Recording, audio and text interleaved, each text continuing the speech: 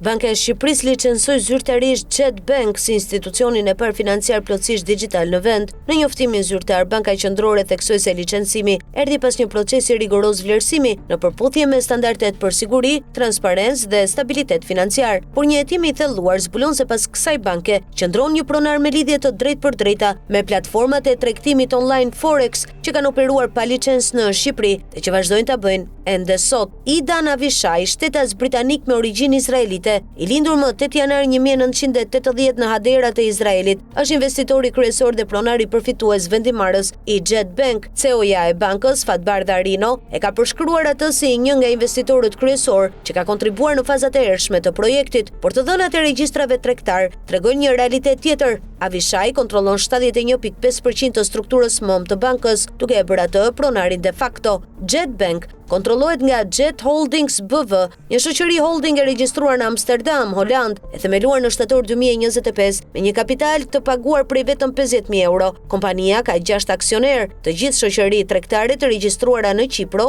dhe Izrael. Më i rëndësishmi prej tyre është Constador Ltd me seli në Qipro, e cila zotron 71.5% të aksioneve. Aksioneri i vetëm i Constador Ltd është pikërisht Idan Avishai. 5 kompanitë e tjera, Israel Albania Holding Ltd, Iebogogo Ltd, Nathan Lawrence Ltd, Don Albania Holdings Ltd dhe Orieja Ltd, të gjitha të regjistruara në Izrael, zotrojnë së bashku 28.5% të Jet Holdings, por për shkak se asnjëra prej tyre nuk e kalon pragun për 25% të aksioneve, sipas ligjit shqiptar, Jet Bank nuk është e detyruar të deklarojë pronarët përfitues të këtyre kompanive, që mban në errësirë pronarët e vërtetë të gati 1/3 së bankës, para se të ndërtojë struktura aksionare përmes Jet Holdings. Kompania Jet Bank, atëherë me emrin Jet Albania, u regjistrua në Shqipëri në shtator 2025 me një kapital fillestar prej vetëm 3.5 milion lekësh, rreth 36.000 euro. Pronari vetëm i regjistruar ishte Idan Avishai. Për krahasim, kapitali minimal për një bank në Shqipëri është 1 miliard lek, rreth 10 milion euro. Kompania fillestare kishte qartë funksionin e një automjeti të përkohshëm për të përgatitur infrastrukturën, përpara se të regjistrojë struktura aksionare përfundimtare që do të plotësonte kërkesat kapitale për licencimin bankar. Informacioni publik për Idan Avishai është i pakët, por fijet e lidhin drejtpërdrejt me industrinë e platformave të tregtimit online. Në profilin e tij të LinkedIn, deri para pak kohësh, Avishai përshkruante veten si pjesë e Leader Capital Online CFD dhe lidhte hapur veten me platformën ForTrade. Lidhja bëhet akoma më e fortë nëpërmjet Louis Grant Silver, shtetas amerikano-britanik që shërben njëkohësisht si drejtor menaxhues i Jet Holdings dhe si drejtor aktiv në ForTrade Limited, shoqëria e regjistruar në Britaninë e Madhe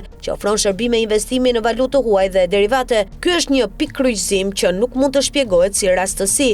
ForTrade ka licenca në juridiksione të ndryshme. Në Britani është regjistruar nga FCA, Financial Conduct Authority, në Qipro nga SAISEC, në Australi nga ASIC, por në Shqipëri historia është tjetër. Në vitin 2018, Autoriteti i Mbikëqyrjes Financiare raportoi publikisht platformën ForTrade, e cila operon edhe me emrin FX Leader për ushtrimin e aktivitetit financiar të palicencuar në Shqipëri.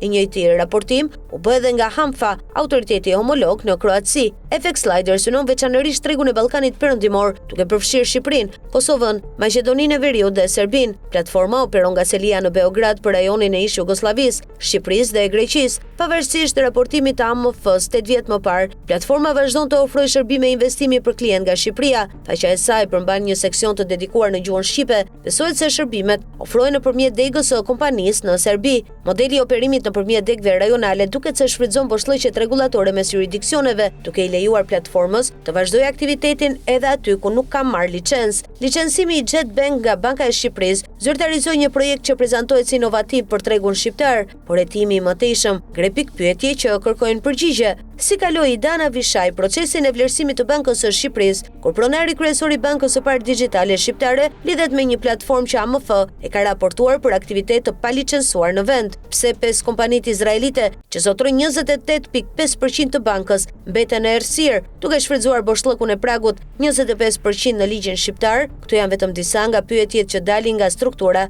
e Jet Bank. Në vijim, do trajtojmë bordin e bankës dhe pyetjen se si një i jetuar për skema mashtrimi financiar arriti të kalojë procesin fit and proper të Bankës së Shqipërisë.